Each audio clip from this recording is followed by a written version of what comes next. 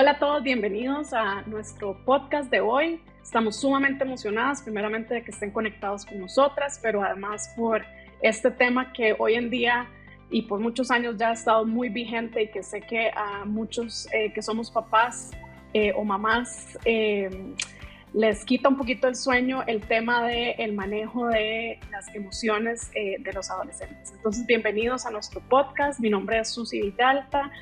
Trabajo con el equipo enfocada en temas de duelo y familiares, y aquí me acompañan mis colegas que también se van a presentar. Chicas, ¿cómo están?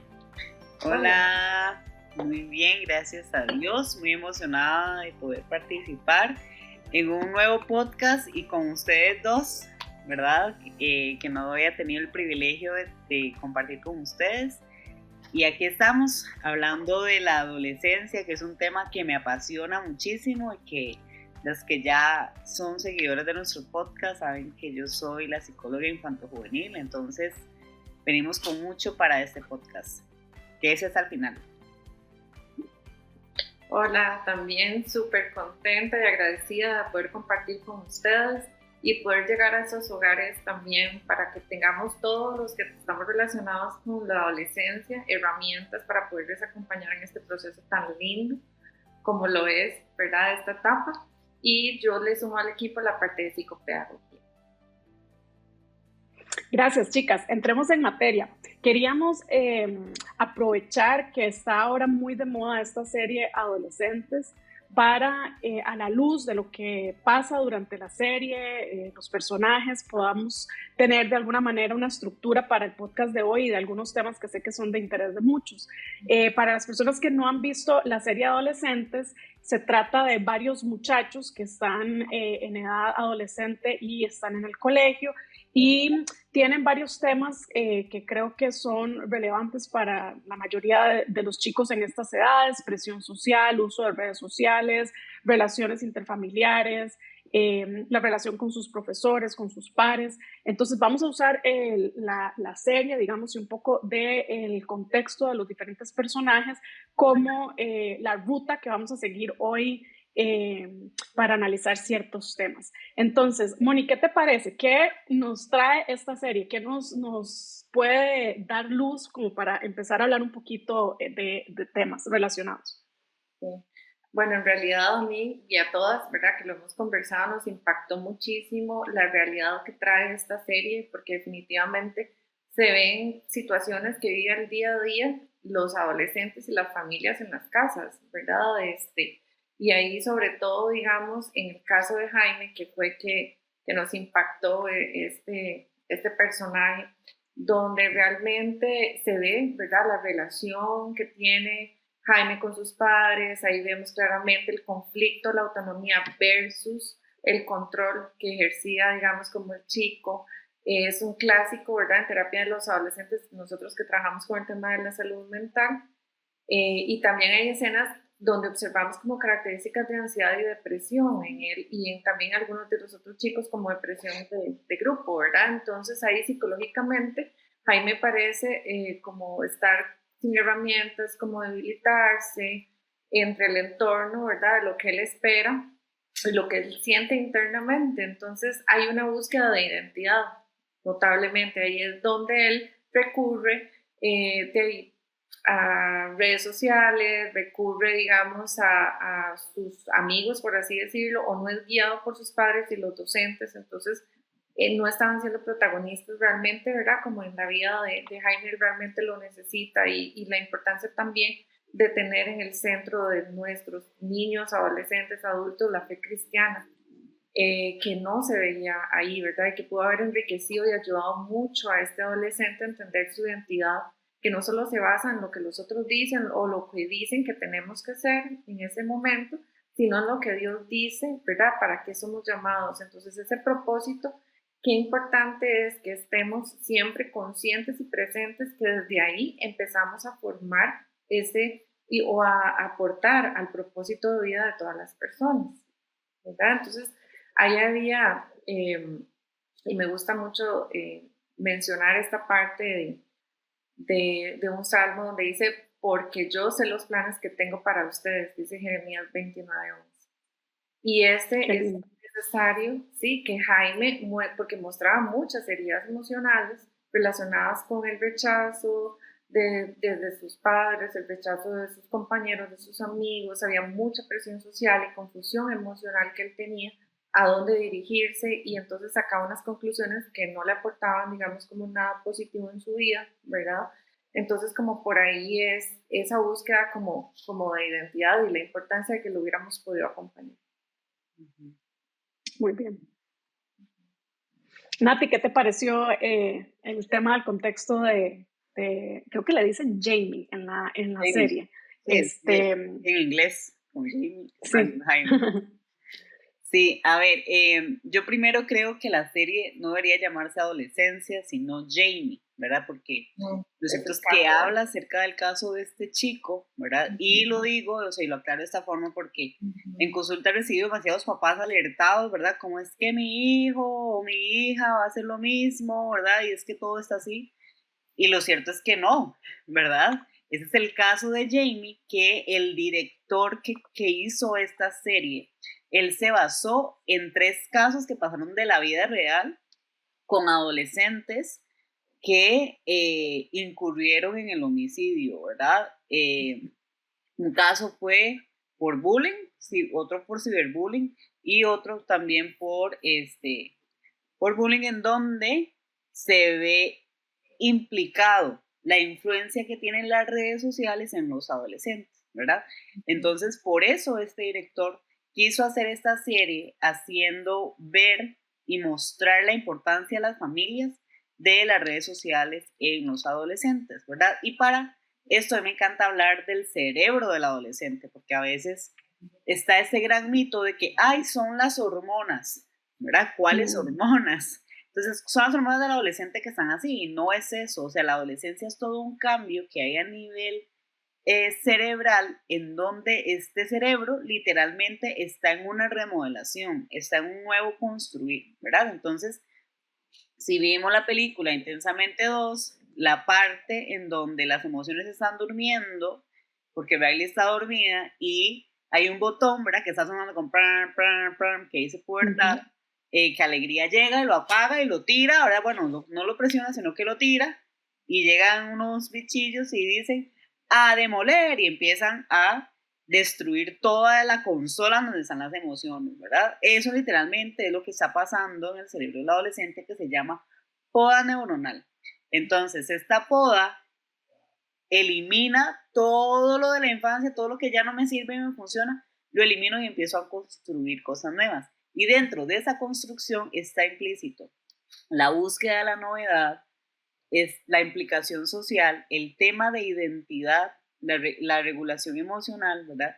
Y muchas otras áreas en donde vemos que el adolescente está más vulnerable a esto, ¿verdad? Entonces, es esta parte de que quiero ser autónomo, ¿verdad? Porque me siento que estoy grande, pero al mismo tiempo necesito que mi mamá y mi papá me presten su cerebro para poder tomar esas decisiones. ¿Por qué? Porque la parte prefrontal del cerebro es la que está en este proceso de maduración. Entonces, la toma de emociones, de decisiones, la impulsividad, la regulación emocional, todos esos procesos de funciones ejecutivas son las que están en este momento en formación, ¿verdad? Y la identidad tiene que ver muchísimo en esta parte. Entonces, lo que decía Mónica, que vemos síntomas de rechazo que están afectando su identidad, su concepto de sí mismo, y esto lo lleva a caer en este sistema social, ¿verdad? De la manósfera, en donde está este odio hacia las mujeres, pero no solo hacia las mujeres, sino hacia los hombres con los que esas mujeres pueden salir, ¿verdad? Ahí donde se habla la serie del 80-20, en donde es este porcentaje, ¿verdad? Que las mujeres siempre van a salir con ese tipo de hombres, pero con este otro no. ¿Y qué es lo que pasa? Que Jaime, al ver vulnerable a esta chica, ¿verdad? Porque él dice, a mí no me interesaba ella. O sea, él, si vemos en la sesión cuando está con la psicóloga, él dice, a mí no me interesaba ella, no me importaba, ¿verdad? Y entonces, ¿qué hizo? O sea, donde la vi vulnerable, ahí fue donde la tomé. Y no es desde un concepto romántico, sino desde este concepto, ¿verdad? Muy, muy machista, en donde yo soy el que la voy a ir a atacar porque ella nunca se va a fijar en mí, ¿verdad? Entonces hay mucha falta de autoestima, este rechazo que los lleva a incurrir en eso. Por eso, este director dice que lo recomendable es que un adolescente tenga redes sociales a partir de los 16 años. Y hoy estamos viendo nuestra realidad, niños con redes sociales, niños de 8, 9 años con redes sociales que llegan a la adolescencia y tienen niveles altísimos en depresión, en ansiedad, ¿verdad? Entonces, es como una serie muy rica de desmenuzar desde esos factores y riesgos que están presentes hoy en día en la adolescencia. Nati, me llama muchísimo la atención desde una perspectiva como mamá también, que yo también tengo una hija que ya pasó por esta etapa, lo poco que en general los papás y las mamás nos detenemos a educarnos. Esta parte que acabas de explicar, que tiene que ver con la funcionalidad del cerebro, qué lindo sería, digamos, si pudiéramos empezar a anotar ciertos consejos que vamos a tratar de dar hoy. Me parece que uno muy importante es sentémonos a entender el cerebro de nuestros adolescentes, pero además a sentarnos a hablar con ellos. Creo que ya estamos en una generación en donde se escucha de manera muy popular, ¿verdad? Esto que a todos los papás les dicen, es importante que se sienten a hablar de sexualidad y que hagan preguntas, pero nunca he escuchado yo que se promueva, digamos, que se hable de cómo funciona el cerebro. Para nosotros los papás entenderlo, pero para los mismos chicos me parece importantísimo que ellos tengan, digamos, toda esta información para que con tan poca frecuencia quieren recurrir a sus papás, pero entendiendo tal vez cómo está funcionando su cerebro, tal vez los motiva a decir, bueno, vamos a ver, ya me acuerdo que para ciertas cosas es mejor recurrir a los papás, pero me parece una súper linda oportunidad de que la familia se siente, ¿verdad?, a ver estos temas, muy bonito.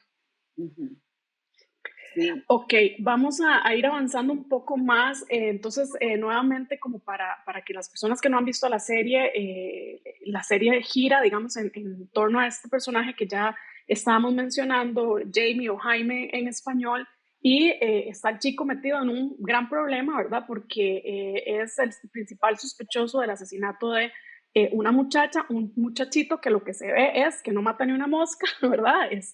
Súper chiquillo, jovencillo, y que los papás nunca aparentemente han tenido ninguna sospecha, ningún problema conductual del chico. Es decir, pareciera ser que todos los síntomas estaban hirviendo, digamos, en una olla de presión, que los papás no tenían, digamos, de alguna manera visibilidad sobre esto, aunque tal vez habían alertas que nadie estaba prestando atención.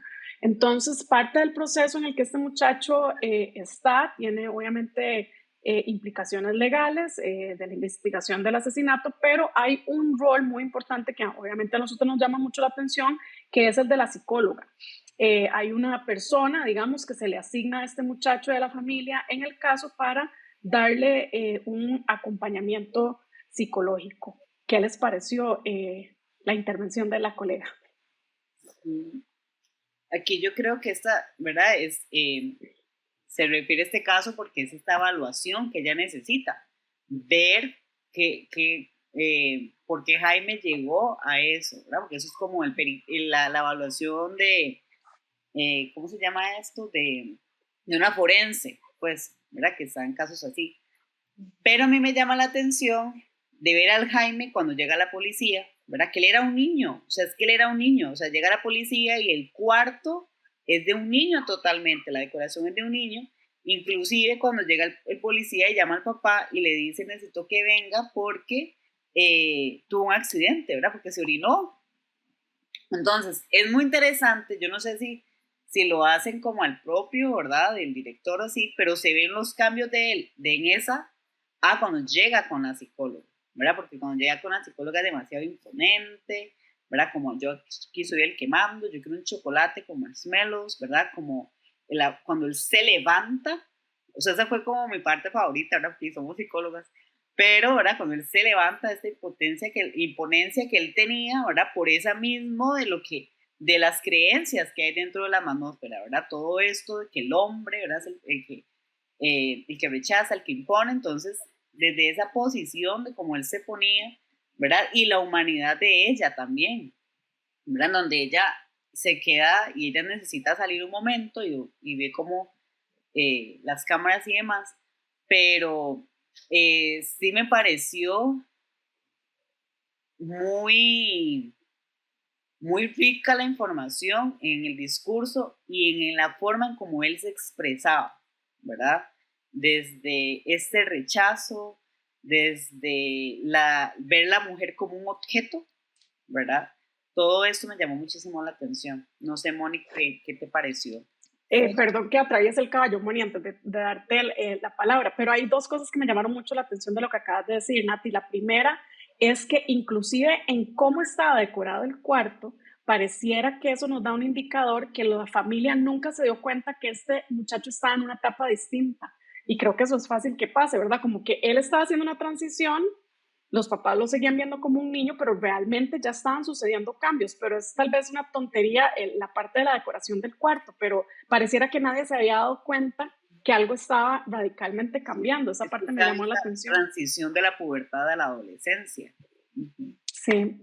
Y la otra parte es que entre esa escena que decís que llegan a llevárselo a la policía, que era este chiquitito, un niño, a la escena donde está con la psicóloga, había transcurrido, tal vez creo que era 8 meses, un año, no recuerdo, pero se había transcurrido un tiempo y ya podemos ver entonces en un plazo muy corto cómo, o sea, los cambios a lo que voy es que son muy drásticos y muy rápidos en esa etapa también. Uh-huh. Perdón, Moni, dale.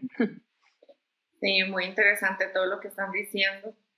Y a mí, digamos, lo que más me impacta es como el papel que ella tiene siempre de tener presente que es un adolescente, o sea, el no querer escuchar lo que otros profesionales en el área, ¿verdad?, habían hablado, digamos, como otros testimonios o que tenían sobre él. Ella quiso escucharlo, digamos, y como no llenarse de otra información, porque ella tuviera siempre el tiempo para sentarse.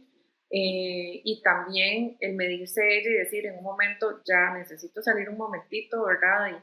Y respirar y volver a regresar, o sea, el cuidar a la persona, en este caso al adolescente, y cuidarse también ella, y siempre digamos con esos ojos, ¿verdad? De compasión hacia el otro, me pareció como muy valioso, porque sí, digamos, él era producto, digamos, de lo que sus papás dejaron de hacer por él, de olvidarse que definitivamente él ya estaba en una adolescencia y que igual necesitaba una supervisión. No tenían el contexto ellos de absolutamente nada de la realidad que el chico vivía en el día a día, ni cuál era su comportamiento. No identificaban, digamos, que él no se sentía que pertenecía a algo, ¿verdad? A nadie. Entonces sí, digamos, el papel de ella para mí, ¿verdad?, aunque fue corto ahí en la serie, muy trascendental. Sí, es interesante porque evidentemente pareciera que ella tenía un objetivo que tenía que ver más con el caso que con el bienestar del paciente, que es obviamente un sombrero distinto al de una intervención tradicional, ¿verdad? Donde uno da un apoyo desde otra perspectiva. Sin embargo, es importante rescatar que sí se ve que el muchacho logra abrirse o comportarse de una manera un poco más auténtica con la psicóloga y de la manera en la que ella tal vez hacía el abordaje que la persona que veíamos enfrente de sus papás, ¿verdad? Eran como dos versiones muy distintas, pero pareciera que aunque lo que se vio frente a la psicóloga era una manifestación de mucha agresión contenida, eso era lo que realmente estaba pasando por dentro. Ella como que logró traer a la luz una versión más auténtica de este muchacho. No sé si les parece que eso fue así. Si les parece, podemos ir también analizando a otros personajes dentro de la historia. Entonces está este personaje principal, que es este muchacho que, como les decíamos, estaba metido en un problema legal, acusado o siendo investigado por un asesinato de una muchacha del colegio, pero también logramos ver la realidad de otros muchachos. Por ejemplo, la mejor amiga de la muchachita que asesinan, me llamó la atención. ¿Qué pudimos aprender de ella y de su contexto familiar? Ok, Susi, es esta mejor amiga, ¿verdad? De la chica que fue asesinada, vemos que ella tiene mucha agresión hacia, ¿verdad? Como, y no lo veo como esa agresión, sino como este llamado a estoy harta de la situación que está pasando en este colegio, ¿verdad? Porque podemos ver el contexto cuando los policías llegan al colegio, que esto es el pan de cada día, ¿verdad? Y aquí es donde eso lo vemos desafortunadamente en todos los colegios públicos y privados aquí en Costa Rica, ¿verdad? Y adultos que no hacen nada, ¿verdad? Que están brillando por su ausencia en ese momento o que no tienen las herramientas para poder guiar a esta generación, ¿verdad? Desde esa desinformación, desde sistemas muy viejos de educativos, ¿verdad? Que tienen, de disciplina y demás. Entonces vemos a ella desde una posición de mucha defensa, ¿verdad? Ante lo que está pasando con su amiga y esa indignación de, o sea, la mató, ¿verdad? Y cómo quieres venir a preguntarme cómo estoy, ¿verdad? Y se ve que esta profesora que habla con ella tiene como esta empatía, ¿verdad? Pero no logra conectar con el dolor que ella está sintiendo, ¿verdad? Que no solo perdió a su mejor amiga, sino que ella sabe que está inmersa en un sistema que no es seguro. Y si hablamos desde el cerebro, nuestra necesidad principal de nuestro cerebro es sentirnos seguros, ¿verdad? Yo tengo que estar en un lugar que me brinde seguridad. Y estamos viendo que estos personajes que estaban ahí no tenían esa seguridad, ¿verdad? Y tras de eso están expuestos a lo que pueda pasar en redes sociales, ¿verdad? Y eso es algo que está pasando hoy. Si se agarran, si hacen algo, ya saben que en cualquier momento los van a quemar. Entonces están las redes sociales, los famosos perfiles de quemados de tal colegio, ¿verdad? Los quemados de este colegio. Bueno, perfecto. Eso nos da pie a nuestra siguiente sección, que básicamente se trata de esto. Analicemos entonces de lo que pudimos ver y lo que se conoce de la realidad. Entonces, ¿qué parte del uso de las redes sociales pueden ser nuestros aliados y cuáles son los grandes enemigos de los adolescentes en redes sociales? Sí, ahí, ¿verdad? Yo creo que es importante nunca como decir que la red social es algo negativo o algo malo o algo que no viene a sumar a nuestra vida, porque sabemos que no es así. Es que es un equilibrio entre el buen uso que podemos darle a todas las personas en general, a nivel de conciencia, de que el adolescente necesita supervisión de lo que está viendo, porque si hay un bombardeo y la sociedad nos quiere decir a los niños, a los adolescentes, a los adultos, por qué línea tenemos que ir. Entonces, ahí hay que trabajar mucho el pensamiento crítico de los chicos, que tengan, digamos, como acceso a cosas que les hagan crecer como persona, que les sume, que de todo hay, ¿verdad? En las redes sociales, cosa que nos va a sumar, cosa que nos va a restar, pero que tenemos que estar orientados, ¿verdad? Hacia dónde sí se debe ir, porque ellos tienden mucho a compararse, a validar qué tiene el otro, qué no tengo yo, y entonces ahí empiezan las situaciones y donde empiezan también a tomar malas decisiones, además de toda la afectación que tiene, digamos, el uso excesivo de alguna red social a nivel del cerebro, digamos, y sobre todo de ellos en esa etapa que están, ¿verdad?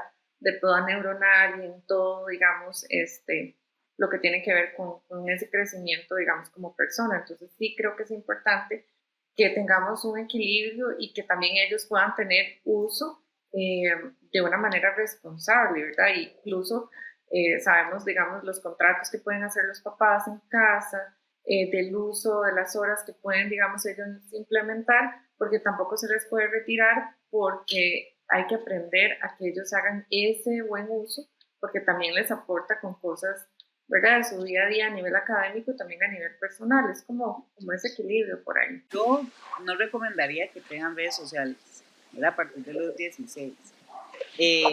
Porque yo he visto, digamos, yo trabajo con adolescentes, ¿verdad? Tanto a privado como con una organización, una ONG, ¿verdad? Y el daño que causa las redes sociales en ellos es impresionante, ¿verdad? Ahora, ¿qué sucede? Los papás no saben ni lo que es, o sea, por eso esta parte de la desinformación es tan importante como papás, ahora que decía Sus, informarnos de lo que está pasando, ¿verdad? Porque si vemos también de la serie, el hijo del policía se acerca y le dice, papi, o sea, como papi, venga acá, usted está perdidísimo, usted no está entendiendo lo que está pasando aquí, ¿verdad? Y él le tiene que explicar lo que está sucediendo, entonces ya el papá es como, uff, o sea, esto es nuevo, ¿verdad? Y eso pasa, o sea, hay demasiada desinformación, no sabemos qué es lo que ellos están haciendo, ¿verdad? Porque simple y sencillamente los papás llegan a ver el teléfono, hay chats borrados, están los chats de TikToks borrados, ¿verdad? Todo lo borran el historial, borran todo, porque ellos saben que sus papás lo van en algún momento a darse cuenta, ¿verdad?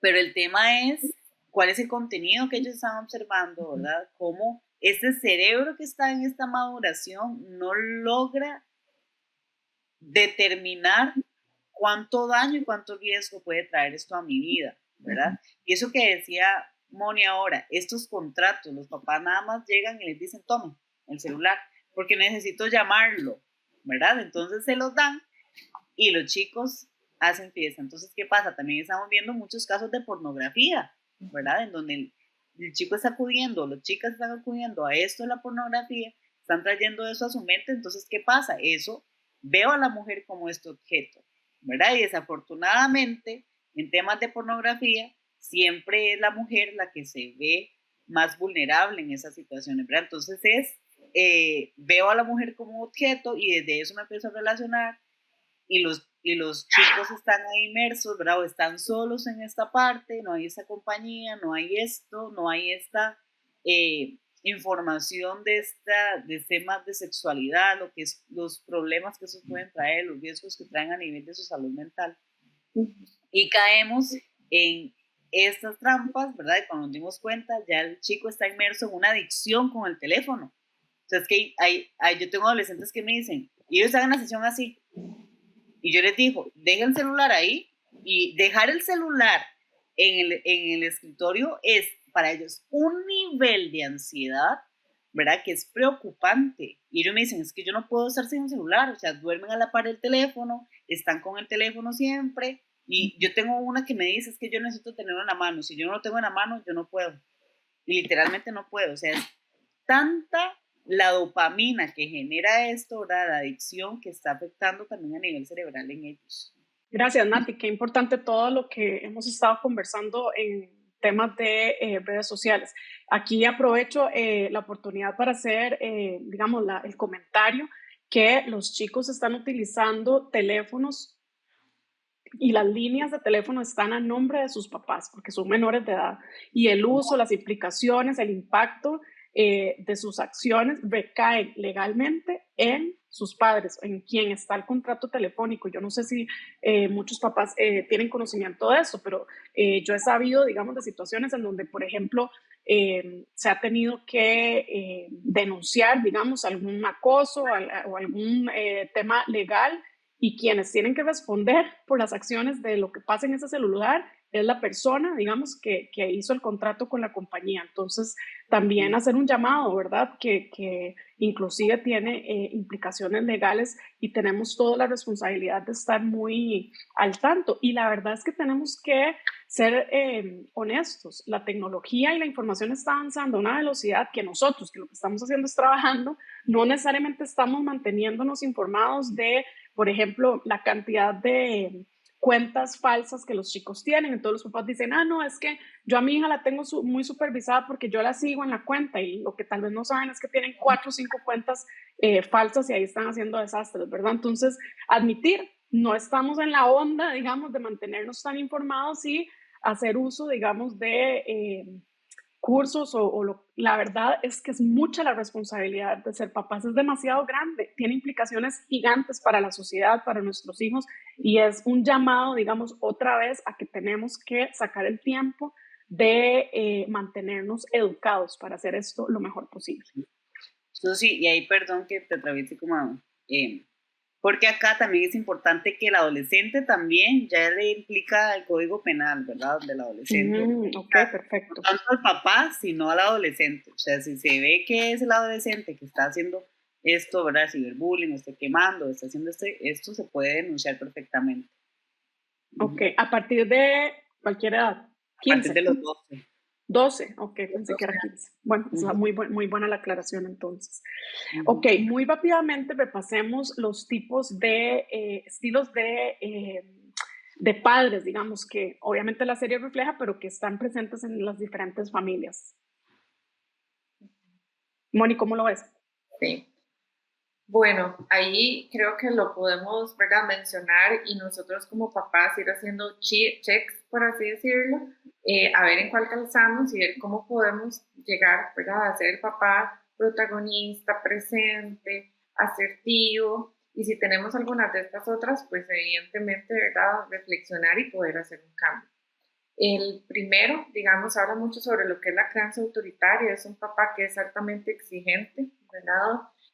Por ejemplo, es un papá que impone reglas rígidas con un espacio menos que sea de diálogo, ¿verdad? No deja que el adolescente se exprese, entonces, o si cuando se va a expresar, no se responde como con una retroalimentación, sino más bien como una crítica y como un te lo dije, como un por eso, ¿verdad? No te pasó porque no hiciste lo que yo te dije que hicieras. Entonces, definitivamente es un papá que no da como ese espacio a la reflexión, a la expresión, incluso a la pertenencia, ¿verdad?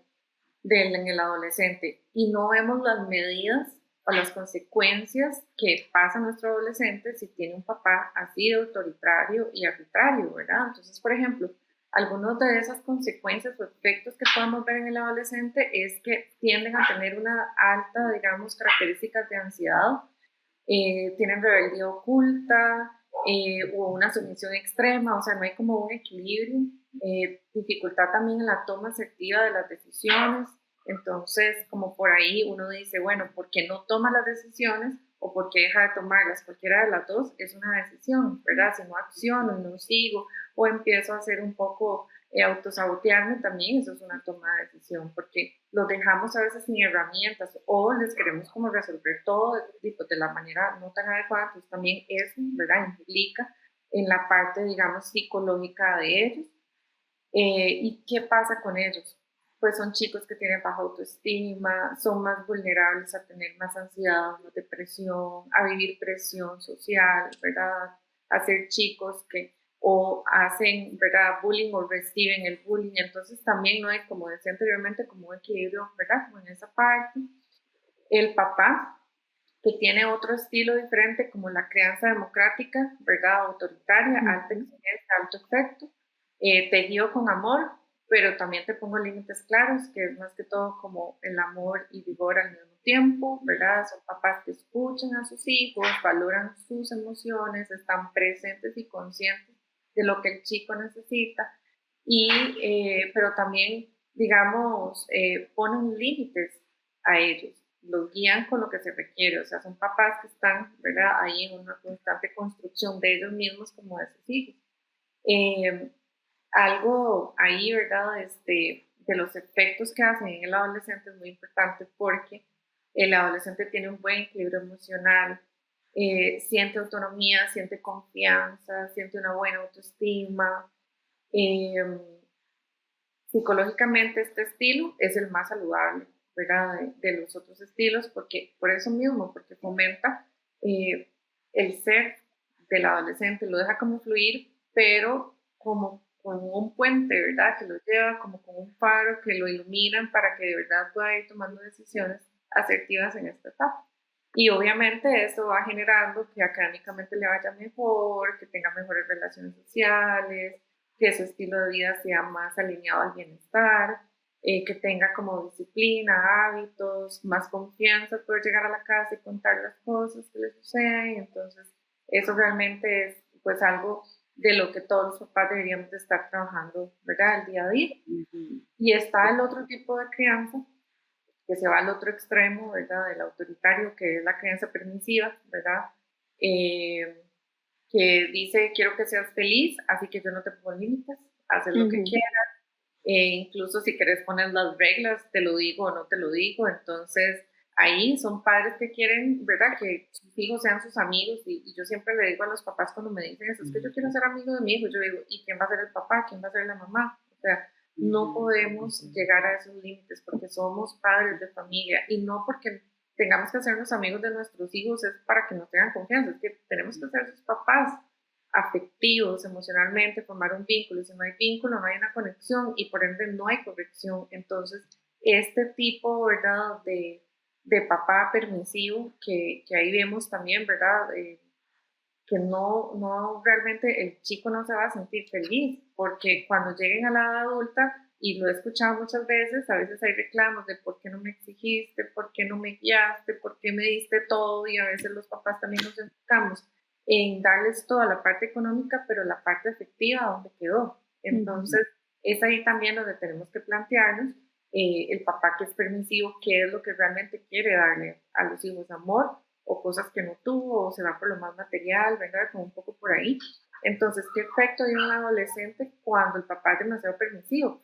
Tiene dificultades para la autorregulación con él mismo, con las demás personas, baja tolerancia a la frustración, entonces como todo lo tengo, ya llega el mundo real y me dice no puedo, entonces me frustro y a veces no continúo, ¿verdad? Aquí hay algo muy importante que siempre le digo a los papás y a los adolescentes y todos los que trabajamos en el tema relacionado a la salud, el mindset, que es la actitud al éxito, es tengo una mentalidad fija o una mentalidad de crecimiento. Y el papá que es muy permisivo hace que sus hijos tengan una mentalidad fija. ¿Qué quiere decir? Que no me esfuerzo, a pesar de los fracasos que he tenido, errores, no continúo, ahí me quedo, me frustro, dejo todo tirado. Entonces, vean el impacto de la crianza, dependiendo de cómo la use el papá, llega, ¿verdad?, a la vida de los chicos. Entonces, ellos también buscan límites fuera del hogar.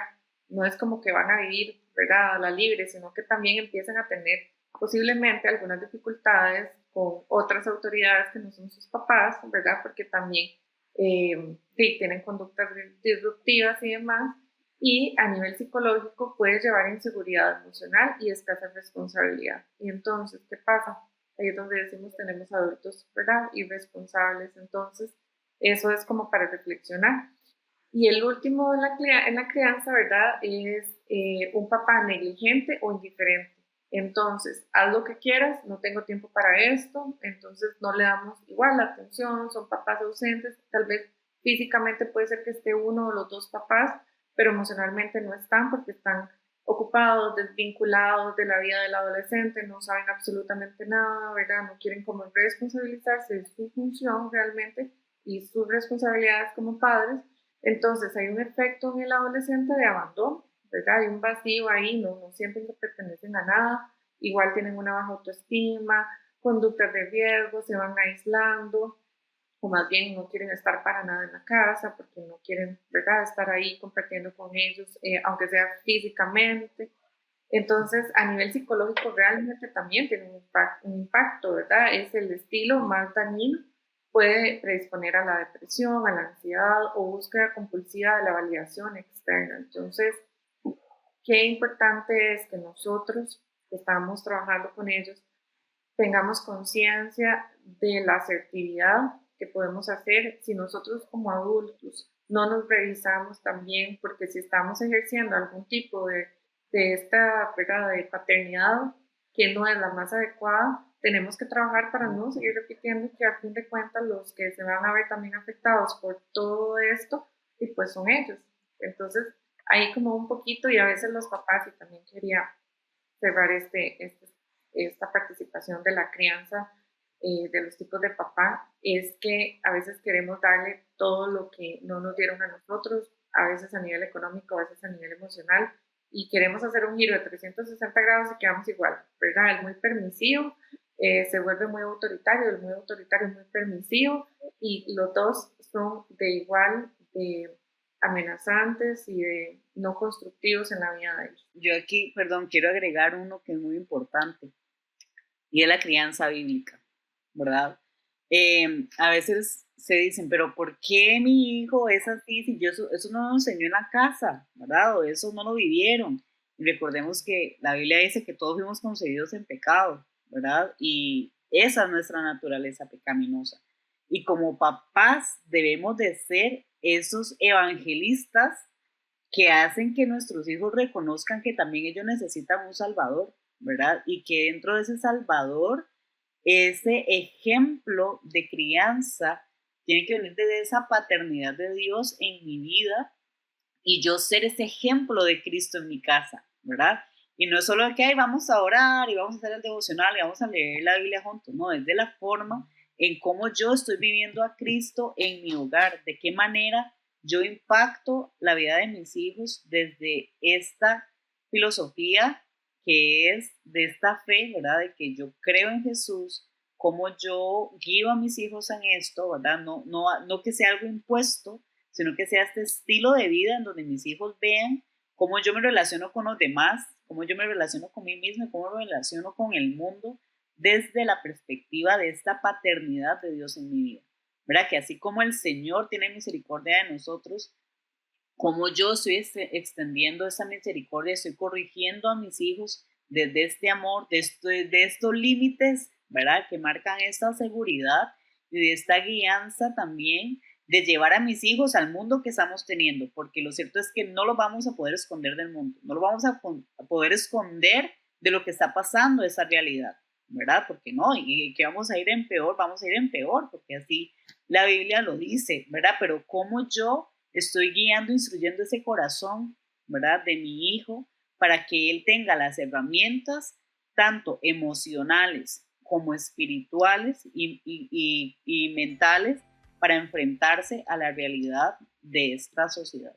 Súper importante. Muchas gracias, chicas, por el aporte, y quiero resaltar de lo que dijeron, que para ejercer una maternidad y una paternidad responsable, hacer un llamado a conocer nuestra propia historia, conocer nuestros propios traumas, las cosas que nos registraron, digamos, emociones de alguna manera y de otra. Así que si estamos en roles educando hijos o hijas, es de gran ayuda que también se tomen el tiempo, porque muchas veces es como, tome, aquí está mi adolescente, arréglelo, ¿verdad? Y es importantísimo que nosotros como papás también nos tomemos el tiempo de invertir en una terapia para buscar la mejor forma de guiarlos. Bueno, muchísimas gracias, chicas, por todos los aportes tan valiosos, que estoy segura que muchas familias van a ser muy bendecidas de escuchar sus consejos y sus puntos de vista.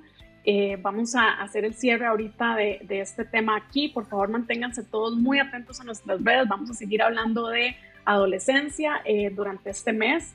Y también recordarles que, por favor, si están viendo este video y les gustó y encontraron algo valioso, que lo puedan compartir. Para nosotros es sumamente importante para nuestro trabajo que se puedan suscribir, por favor, y seguirnos, encender la notificación para que sepan cada vez que publicamos algo. Así que si no lo han hecho todavía, por favor, ayúdennos haciéndolo. Y les damos muchas gracias a las compañeras, a Nati, a Moni, muchas gracias por estar aquí. Y vamos a estar publicando otros temas, así que no se lo pierdan. Gracias a todos. Chao.